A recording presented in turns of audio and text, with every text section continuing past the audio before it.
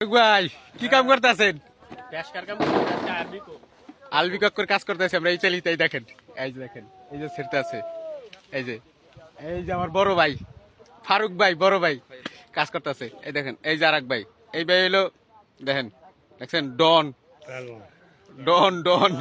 এই দেখেন যে আমরা কাজ করতেছি ইতালিতে।